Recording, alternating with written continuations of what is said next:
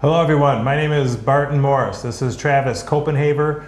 We are attorneys at the Cannabis Legal Group and welcome to Cannabis Live. This is our show that we have live on Facebook so that we can talk about all of the cannabis related issues in Michigan and in the country. And we do this here from our office here in Royal Oak. We do this every Friday on Facebook Live, but of course you can also find this show and all of our previous shows on our YouTube channel at Canna Legal or Canna Law something. We'll have a link for you. On YouTube, but of course on our Facebook channel as well. So today is our 98th episode. That means it's two less than our 100th episode, which means that we have done a lot of episodes. And we're very proud of that. And of course, we're going to plan a special one for our 100th episode, which will be in a couple weeks. But for our 98th episode, we also have a very special, great show and a great topic for you today, which is going to be about social use, social cannabis use. Which is something that I think is in dire need. The industry is in dire need of it. Michigan is in dire need of it. We've seen problems that have occurred in other states with the lack of these social use consumption places, and we've seen recent activity with the implementation of this type of activity or these types of licenses. And so we're going to talk about how Michigan is going to be doing it, what social use actually is, what other states are doing, and when these things might be happening in the state of Michigan, and how we may even be able to help you. But first, there has been a lot of news, a lot of activity going on in the state with regard to in the country, especially in the Midwest here. So we're going to start our cannabis news segment with Travis right now.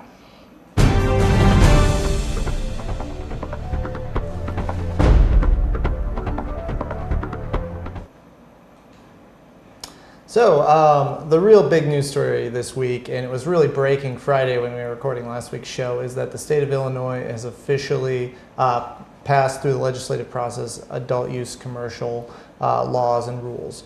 They are really the first state to implement a commercial use adult regulation system. Vermont had previously done a legislative law, but it really is limited to home grow and individual use. This is the first state to really pass through the legislative process system of commercial licensing and taxation for cannabis businesses for adult use and recreational consumption.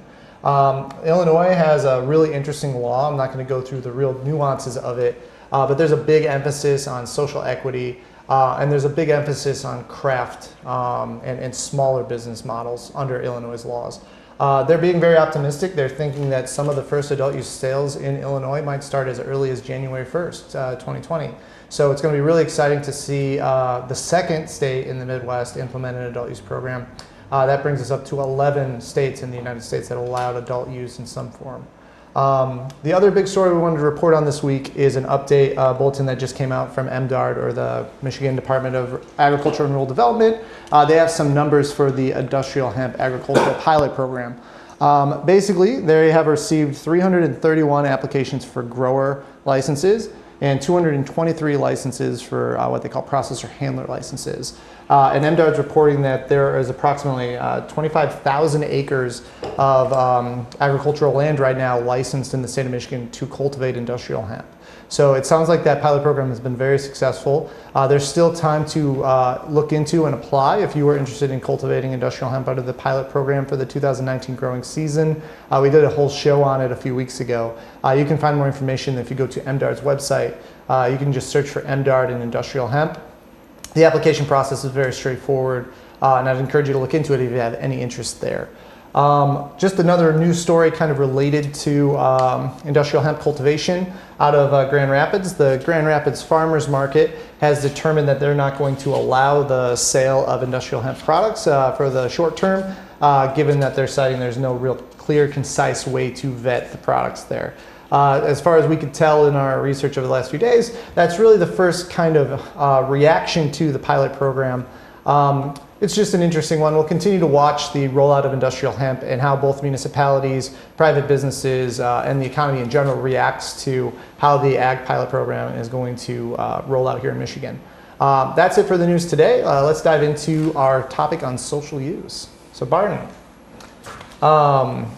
when we're talking about social use, basically what do we mean? So I was just recently in Washington, D.C. That's what I was doing, some lobbying activities with the members of Congress and their staff. And one of the things that I remember when I was doing a lot of work with the implementation or getting Proposal 1 passed was the number of arrests that increased in Washington, D.C. And what I learned was the number of arrests increased after legalization of recreational marijuana increased because there was an increase in the number of offenses and arrests for using in public, right? So this is an issue. Of course, all cannabis legalization proposals or regulations, they prohibit using in public. And there's one big reason why people are using in public at a significant level. It's because there are no social use places that have been identified as a social use club, a social use club, a license. How do you define a social use club? Right. So what we're going to be talking about and really focusing in on here today are businesses that allow you to effectively, or spaces where you're allowed to consume cannabis in some way, shape, or form. That can take a lot of different forms. Basically, if you think about if you compare it to alcohol, if you go to a brewery, you can usually sample the beers that they create. A social use activity might be allowing a provisioning center or a dispensary to give you a sample of the product you might be purchasing. Other types of social use would be like a private consumption lounge or a designated area where you can consume cannabis that you purchase or either bring yourself. And then you can even expand upon that further. Is that a fixed location, kind of the equivalent of a cigar lounge or a hookah bar? Or social use can maybe be a non-fixed location. Are you allowed to consume cannabis products in a limousine or a tour bus or something along those lines? It can also be the equivalent of what we call an Amsterdam coffee shop, or some place where you can go purchase a product to consume on site. Other forms this can take is what we kind of in the industry call bring your own cannabis, or BYOC. Another form could be like an event space, where if you're having a festival or a concert, a location where you can really go and there's a designated area to consume. Basically, any place that we define as an okay place for someone to lawfully consume the product that isn't in the privacy of of their own home or a friend's private location is social use. And specifically for what we want to explore today is places that are authorized as a business or authorized as a non-residential location where you can consume cannabis legally. I've always seen these social use clubs to be important for the same reason that they're important and they're socially acceptable for alcohol, right? Because it's necessary for people to have a place to consume alcohol. It's not just necessary; it's socially important, right? Sure.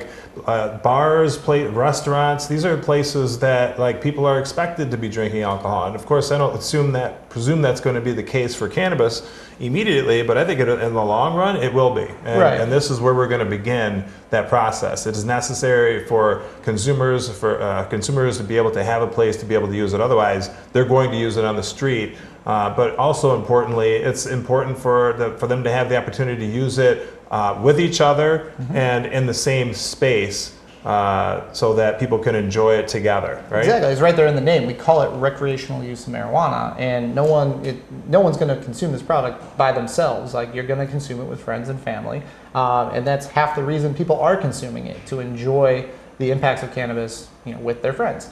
And there's a lot of different ways that can look. Michigan is actually one of several states that are looking into the ability to do it. There are several states right now that have allowed recreational use in some way, shape, or form in a social use capacity. Remember, with Illinois now, there are 11 states in the United States that have authorized adult use consumption of cannabis in some way, shape, or form. In the United States, we have 3 states that have some definition of what social use can look like. Wait, before you get to that, we just talked about Illinois, right? So did Illinois, the state of Illinois, they just passed it for the first time. This is the first legislative enactment of recreational marijuana, right? So you would think that it would be a little bit more sophistication in it. We know, as lawyers particularly, that generally when there is a ballot proposal, it's not written by legislators, and so there's going to be some drafting problems that are inherent with it. Did the Illinois legislature include social use, and if they did, how do they do it? You know, that's a great question, and one that I haven't actually explored myself yet. So I know you teed me up there, but I don't know. The law just passed Friday. I haven't even had a chance to read the law itself. All right. Well, we're going to look into that because Certainly, I think that can be very instructive. I think so as well. With respect to how we're going to do it, but I'd be surprised if they didn't. It's just like social equity you're talking about, Exactly. right? I think every new law as relates to the recreational use of marijuana, even the medical use of marijuana, especially the recreational though, has some type of social equity provisions within it. And so, as you said, I think that you said that they're highlighting those, or at least they're making those an important part of their They law. certainly are. And we might even look into doing a whole show on Illinois. It's our, basically a neighbor of ours. And it's, the second state. Let's remember to emphasize we did it first. But the second state in the Midwest, I'm certain a big portion of people in Michigan get to the Chicago area and other parts of Illinois. And it's going to be important for us to understand what our rights are when we enter into that state as well. But there are, of the 11, 3 that I'm aware of that currently allow some capacity. Let's talk about those. Oh, please, yeah. So Alaska, California, and Colorado have some capacity to describe the allowance of social use. And within those states, there are specific municipalities that have really led the charge at creating some sort of social use permitting process. Unsurprisingly, Denver is one of the first to do so. Successfully though, because last time I looked, they were unsuccessful. A lot of them are unsuccessful. Right. Yep. Another thing I want to ask, or just make a distinction of, with respect to Alaska, California, and Colorado, we know that the most recent one to adopt recreational use was California. Mm-hmm. And Colorado didn't, but they added it, right? So Correct. that was added through an amendment of their state law. What about Alaska? Alaska effectively has a process where it's only something that's allowed for their retailers. I'm going to use the word dispensary. I don't know if they have a unique name like we do, but it's an additional endorsement that they can obtain. So if you're a dispensary in Alaska, you don't automatically get to allow social use, but there is an endorsement you can seek, and there is local control. And I think you'll find in all of the states that are contemplating social use that there is going to be a checks and balance with the equivalent of a local municipality. So in Alaska specifically, if you're a dispensary license holder at the state level, you can apply to basically allow social consumption at your site. The local community can stop you. So is that, am I correct in saying then that Alaska is basically right now the only state that is permitting use at the same place as the sale?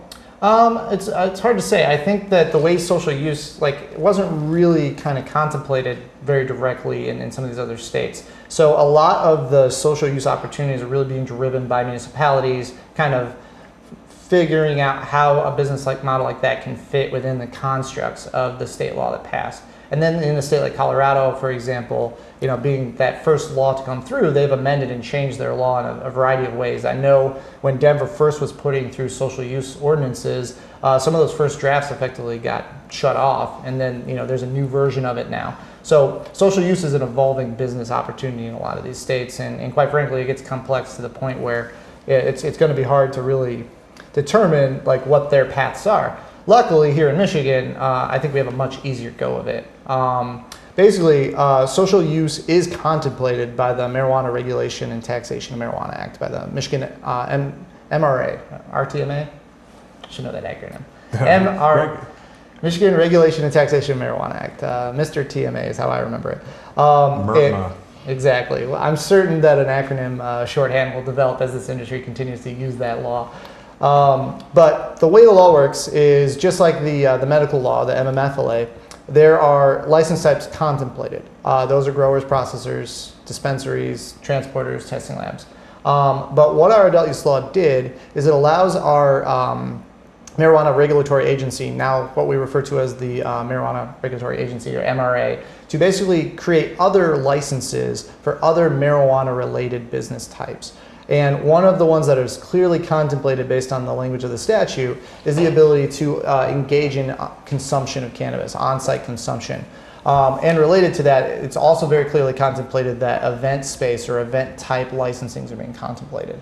So in Michigan, we can expect social use. And based on the way the statutes teed us up here, it looks like because our state law clearly contemplates it, there's going to be a path for businesses to not have to define their way. There's very likely to be a process and system for businesses interested in pursuing that type of opportunity defined by and regulated directly by the state law we've already passed. So unlike some of the other states like Colorado, where they being the first state to legalize it in the first place, they weren't really setting up that law to contemplate social use. Should they have other states? Michigan, knowing that social use is an important aspect of this, when Proposal 1 was coming together, left the door open to a variety of other cannabis-related businesses. One of those being industrial hemp. Luckily, thanks to the 2018 Farm Bill, the federal government caught up. So the industrial hemp aspects of Proposal 1 really kind of don't matter anymore. But delivery, event space, social consumption, the equivalent of like a farmer's market, limited cultivation. There are a lot of different types of marijuana businesses that don't fall in the buckets of grower, processor, dispensary that Michigan's going to allow, social use being one of them. And I think delivery is going to be one of them, I think too. so as well. Yep. I should note that I did speak with Andrew Bisbo recently about this particular issue, just briefly, as I commented on a publicly broadcast show that we were both on. I said that Michigan needs social use, and he came up to me later and said, we're working on it, it's something that we're going to introduce.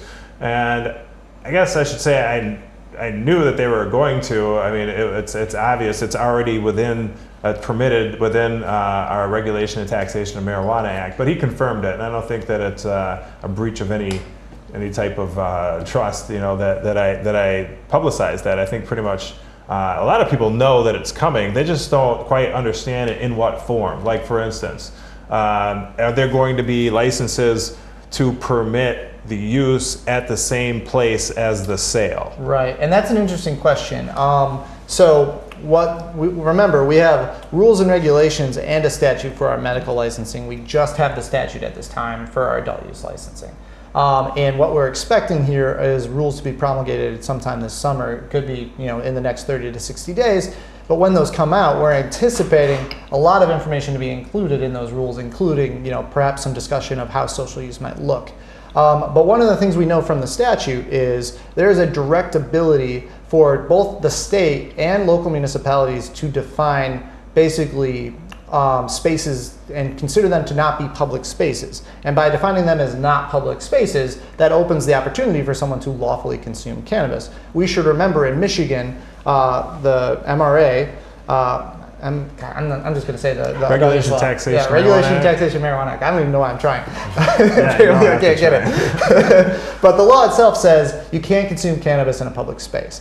Well, parts of the law say a municipality can define a space as not public if that space is basically designed to not allow people who are not 21 to be there, and it can specifically lay places out for businesses to allow social consumption by saying, well, this is not a public space as defined by this law. Additionally, the state law allows for the licensing of consumption of marijuana within a designated space. It also allows for the licensing of the sale of marijuana at special events for limited times and limited areas. So social use, both at the state law level and at the local municipality level, has been teed up for state governments to pursue. And we know that the state is motivated to allow business opportunities there, and we certainly know that a lot of cannabis businesses are interested in those opportunities. One of the interesting aspects of a business that wants to pursue social use is if that business holds multiple types of cannabis licensing. Remember, under adult use, social use is very, very likely to occur. But if you're a business that holds a medical marijuana provisioning center, for example, the rules, regulations, and law don't allow a medical marijuana provisioning center to sell allow on-site consumption. So if you're a dispensary and you're holding a medical license and you have the desire to potentially also hold an adult use license, one of your licenses could very much allow you to have social use in the future as we promulgate these rules. But the medical license, under both the law and the regulations that accompany that law, don't allow on-site consumption. So while there's going to be some interesting opportunities for social use, there might be some practical challenges for businesses to actually implement that. several of these businesses as dispensaries are probably going to want to be able to sell products to both markets, the medical market and the adult use market. Of course. And as we look into social use and the opportunities that entails, just remember that the licenses you hold have obligations upon you. So, if you're contemplating looking into an adult use space, you might want to think about how you might be able to predict and implement that and also maintain other licenses you hold. Now, did you talk about the necessity to have a provisioning center license before you can have a social consumption license? Or is it possibly going to be separate? Can somebody that doesn't have a provisioning center license open up a social use club, just get a license for that? Potentially, I think so. It depends on what you're trying to do. So some licenses allow you to sell marijuana, namely provisioning center allows you to sell medical marijuana. A marijuana retailer allows you to sell adult use marijuana. But if you want to consume marijuana, you just can't consume marijuana in a public place, and you can't consume marijuana on site of a medical marijuana license holder. So if you are a space that wants to allow people to consume marijuana, you wouldn't necessarily need to hold another type of marijuana license. If you wanted to sell marijuana, then the law might require you to hold one of our retail license types. But there are currently, once adult use licensing starts coming online, there are going to be 3 retail license types available. There's going to be the provisioning center under the medical program, and there's going to be both the marijuana retailer, which is the larger version, and then what's called a marijuana micro business. So if you're purchasing marijuana from one of those 3 types of businesses Michigan's contemplating, I do suspect that there's going to be opportunity for any of those business types to seek some sort of additional approval that allows them to do some sort of social consumption. The other thing we should remember as well is while the adult use law for the next 2 years is going to require license applicants to hold at least one type of medical marijuana license, it doesn't necessarily require that medical marijuana license to be in the same location as the adult use license you're implementing. So if you're a license holder with a provisioning center license, you might have a unique location that isn't the same location as your medical marijuana dispensary. So there's a lot of ways that holding these licenses could limit you, but there's probably a lot of ways these licenses are going to open up this opportunity for you to pursue, whether on the same site or at alternative sites you control. When I think of a micro business, I always think of a microbrewery, and that microbrewery being a place where there is the creation or the manufacture of the beer, but also a place for distribution and social use, right? Mm-hmm. So I think that a lot of people envision that same thing, and I think they should, for a micro license for cannabis as well. Mm-hmm. So in doing so, I often give the advice when somebody's looking at a micro business license, because the regulations haven't been issued yet, I hear the question, well, what can I do? And the answer is begin to talk to municipal officials about the likelihood or the benefit that they would obtain by having a micro business license facility within their community.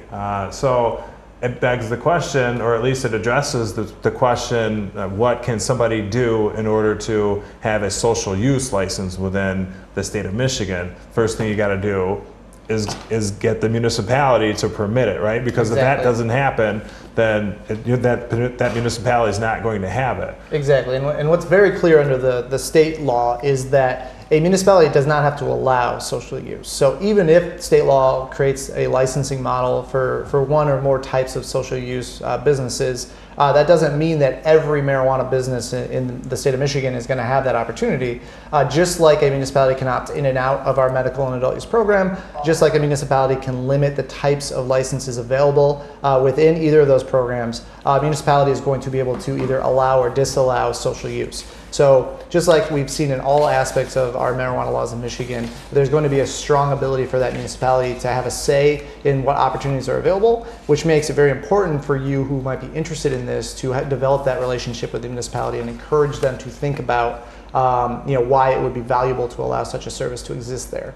The other thing to keep in mind as well is that as you're pursuing these different ideas and opportunities, one of the things, if you're thinking about from a municipality perspective of why we would want social use, well, we know that there's businesses right now in the state of Michigan that sell marijuana, and there's very likely to be even more marijuana businesses selling marijuana in the adult use program very soon over the next few months.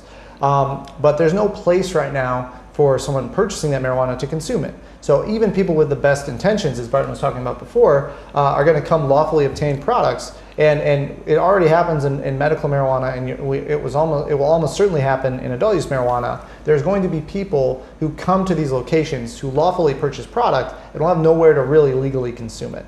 So allowing a safe place for people to consume these products is not only a very reasonable thing to do, but it is also a health, safety, and wellness factor as well. You know, we don't just sell alcohol to everyone and expect them to only consume alcohol in the privacy of their own home. There are several places where it is socially acceptable for people to consume that product safely, and there are several control mechanisms to make sure that we don't have, you know, an unreasonable set of rules and regulations for that. You know, there are limitations on how many bars there are. There are limitations on places where it's responsible to consume alcohol in public, and that's basically what social use is going to be.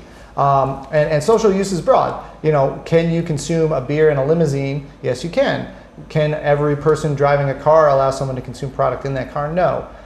Can you go to a bar if you're under 21? Sometimes. You know, if you're smoking marijuana, it's in the air, so you'll probably not want to be around people who are not lawfully able to, have secondhand consumption. There might be a different set of rules for either vaping or consuming edible products because you're not having an impact on the surrounding air around you in the same way. And as social use develops in Michigan, as social use develops in the municipalities in Michigan, we're likely to see those concerns and differences kind of fleshed out in a variety of different business opportunities. I think that one of the biggest differences between alcohol and cannabis and the specific necessity for cannabis social use is the fact that cannabis is generally, at least oftentimes, smoked. It's combustible. It provides a significant odor and smoke that can be offensive to others. And one reason why this is important is a reason why it's a question that we get all the time from those that live in homes, especially they live in close quarters next to other people. When they're using cannabis and it's smelling out into a common hallway, or the person next door can smell it and they have an objection to it. And if they do have an objection to it, that means that the cannabis user can't use it. They cannot use it in a manner that is a nuisance to an adjacent property owner or property lessee to the degree to which that doesn't allow them to quietly enjoy their property. This is a question that we get constantly, and people think that because they have recreational marijuana or even medical marijuana, they think that gives them the right to use